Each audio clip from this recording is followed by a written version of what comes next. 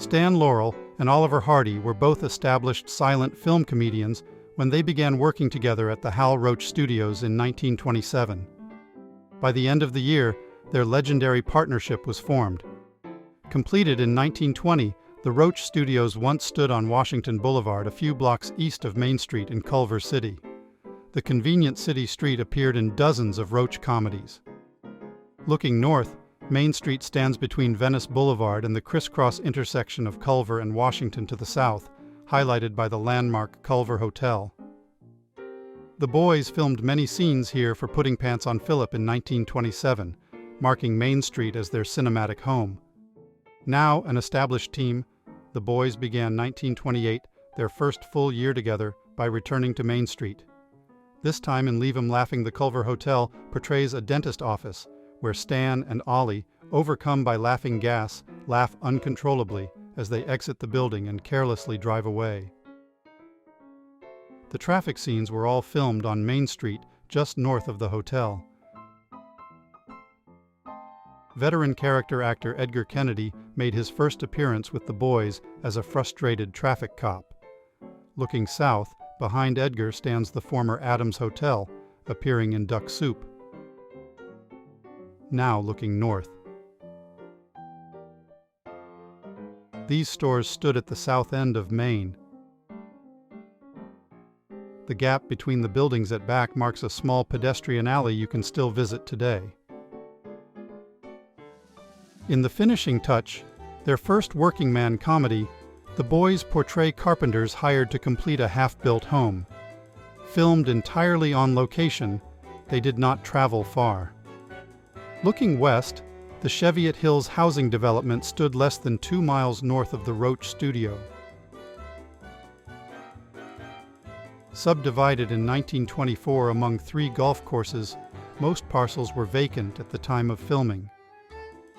Down the street, you can barely see the back of 10281 Dunleer Drive, where the boys would wrestle with Jimmy Finley's son during Big Business in 1929.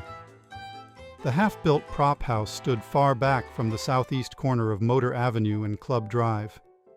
Modern landscaping blocks the views, but for context, vintage aerial photos reveal the sightlines. Here looking west down Motor Avenue, here looking south toward Club Drive, and here looking southeast toward Forester Drive.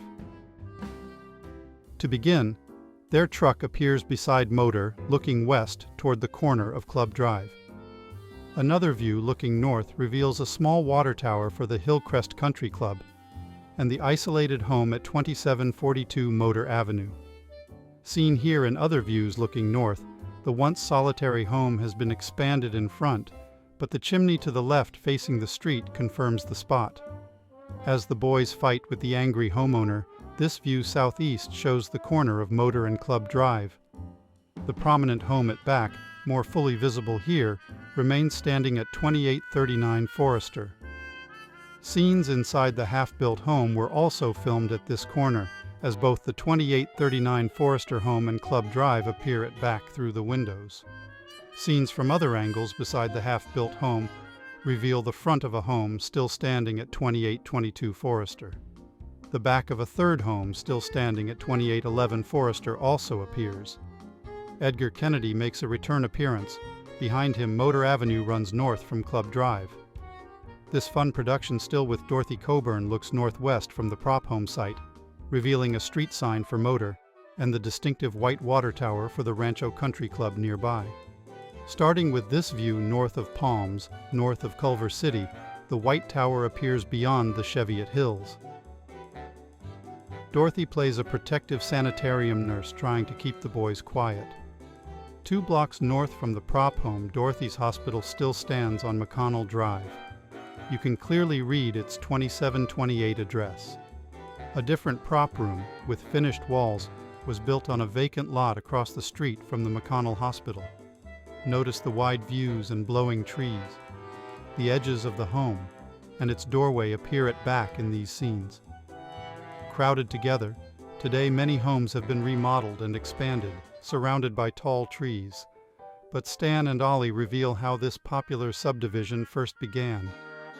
The opening scenes from Your Darn Tootin', directed by Edgar Kennedy, take place miles east from the Roach Studios at the former bandshell in Exposition Park.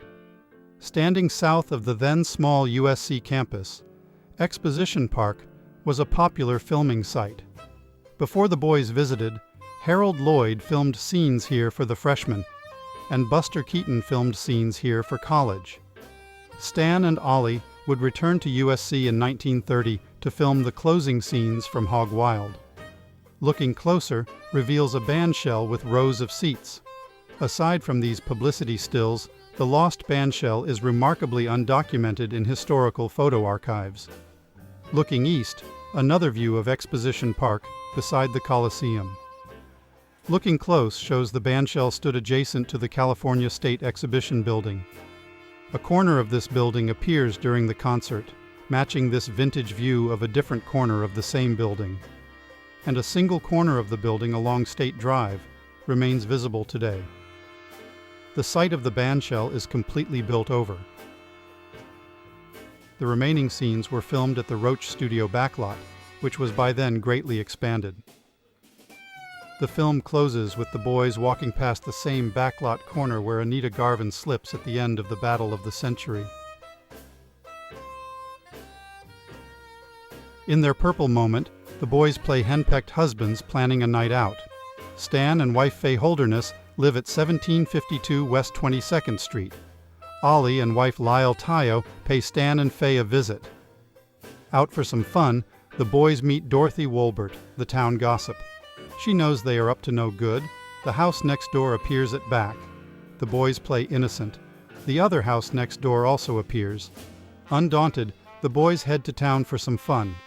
The other side of this once quiet street was demolished for the Santa Monica Freeway. In town, the boys meet the girls outside the Pink Pup, last seen during Pudding Pants on Phillip, and during the Battle of the Century. Back in Culver City, looking west down Washington Boulevard beyond the Culver Hotel and the crisscross intersection of Culver and Washington, stands the triangle-shaped Washington Building. Out for blood, the wives and the gossip storm into town. Behind them, looking west at the crisscross intersection of Culver and Washington, are the Washington Building and the Hull Building, both still standing today. Should Married Men Go Home?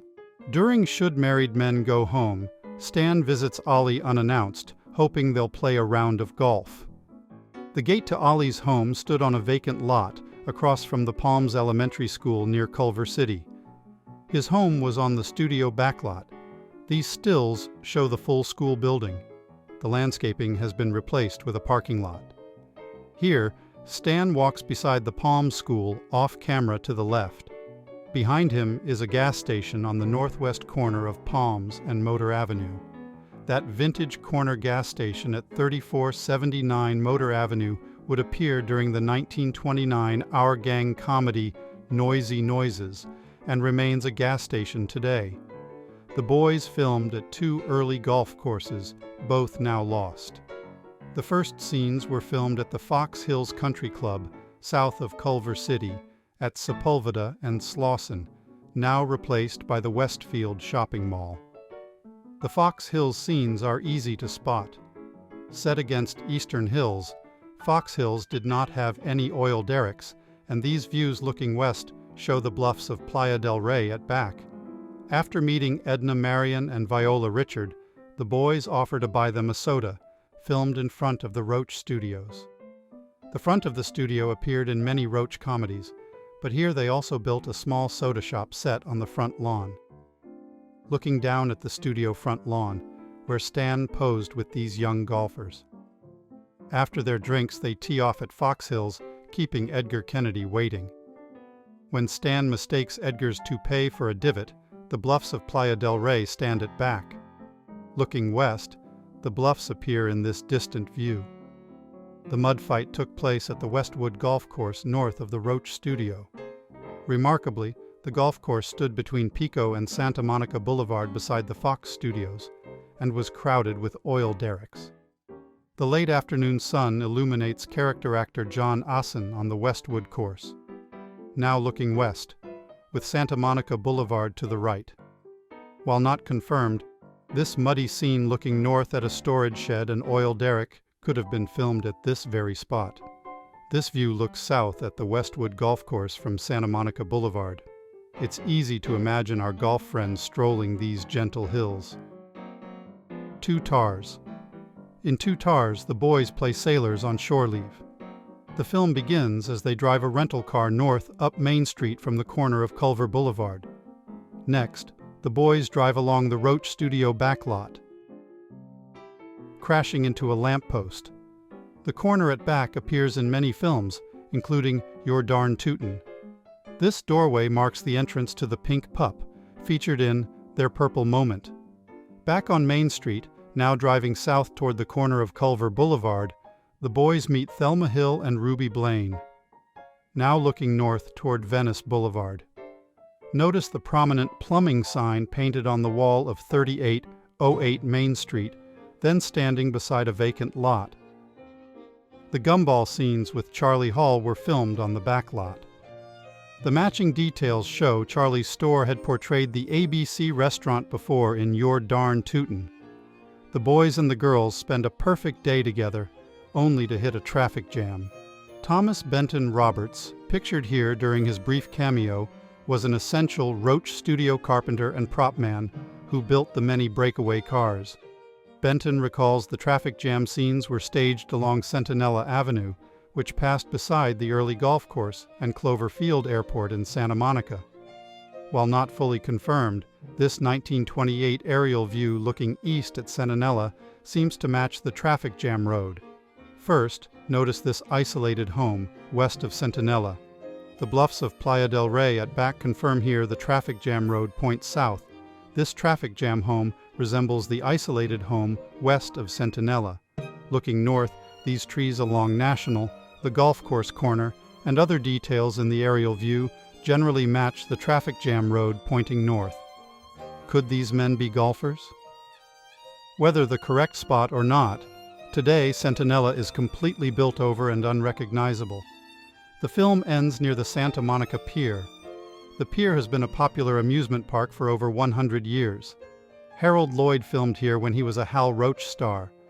Looking east, a tunnel beneath Colorado Avenue once served early trolley and rail lines that ran north along the coast. The boys survive, but if you look closely, their motorless auto, built for them by Benton, is towed from the tunnel by wires. The simple tunnel now leads traffic from the Santa Monica Freeway north onto the Pacific Coast Highway. Wrapping up their first full year as a team, the boys return to their home base, filming We Faw Down on Van Buren Place just south of the Culver Hotel. Once again, they play married men seeking a bit of innocent fun while things go incredibly wrong. The boys gallantly offer to assist Kay DeLees and Vera White retrieve a hat. At back stands the Culver Hotel. When Harold Lloyd filmed Girl Shy here in 1924, the town's original movie theater at back had yet to be replaced by the tall hotel. A water wagon passing by the Hotel West End soaks the boys. Stan and Ollie visit the girls' nearby apartment to dry their clothes, but a jealous boyfriend scares them out the window. The boys escape from the Adams Hotel, now lost. Here, looking west toward the Culver Hotel, with a matching view from the 1970s TV show Charlie's Angels, and a modern view today. Looking east, a similar view of the Adams Hotel appeared in 45 Minutes from Hollywood. The angry wives chase the boys between apartments still standing at 2014 West 8th Street, scaring dozens of genuinely cheating husbands as well. In a fun twist, the boys repeated the joke in 1938 at the same locale for the closing scene in Blockheads.